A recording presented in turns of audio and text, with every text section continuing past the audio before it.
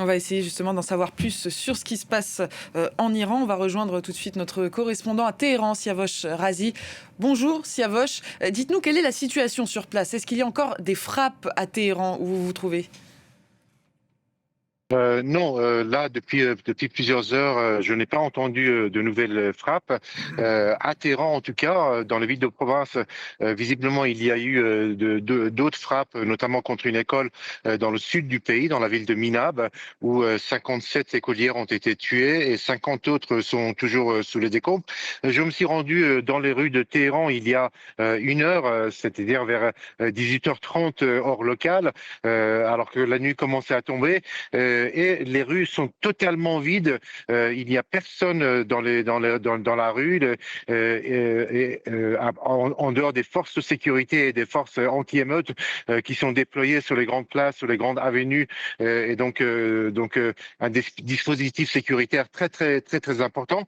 Et puis il y a aussi des files d'attente de plusieurs centaines de mètres à chaque fois devant les stations d'essence pour faire le plein, parce que tout le monde pense que donc le conflit va durer, et donc il faut avoir de l'essence, faire des provisions. Les magasins étaient pris d'assaut depuis ce matin, mais là, lorsque je me suis rendu, je suis sorti tout à l'heure, tous les magasins étaient fermés à part quelques boulangeries où il y avait là encore des files d'attente. Le gouvernement a d'ailleurs demandé à la population de Téhéran de quitter la capitale s'ils avaient la possibilité d'aller se mettre à l'abri en province, à la campagne par exemple, ou dans les petites villes de province qui n'ont pas été frappées ou qui ne risquent pas d'être frappées. Une situation de panique est très tendue qu'on constate ici à Téhéran.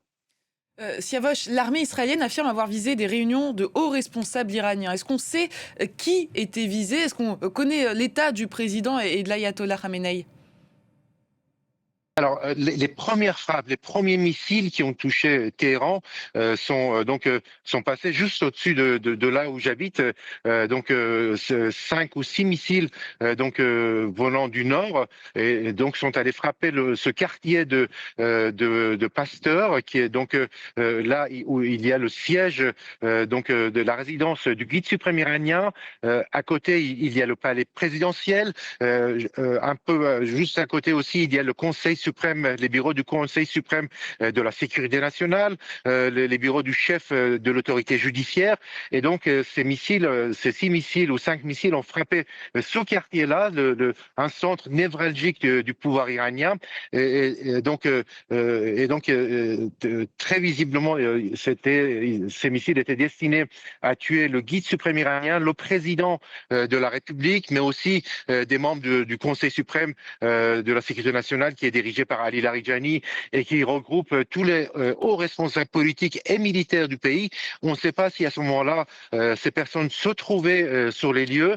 En tout cas, cet après-midi, il y a 2 heures, le ministre iranien des Affaires étrangères a démenti les informations et les rumeurs sur la mort du guide suprême iranien, l'ayatollah Ali Khamenei, et du président Pezeshkian, en affirmant que, à part un ou deux responsables commandants qui ont été tués dans les différentes opérations menées depuis ce matin, tous les autres responsables politiques ont échappé aux tentatives d'assassinat et de frappe israéliennes et sont en bonne santé. Un démenti qui vient après de nombreuses rumeurs et d'informations sur la mort du numéro 1 iranien et du président Pezeshkian.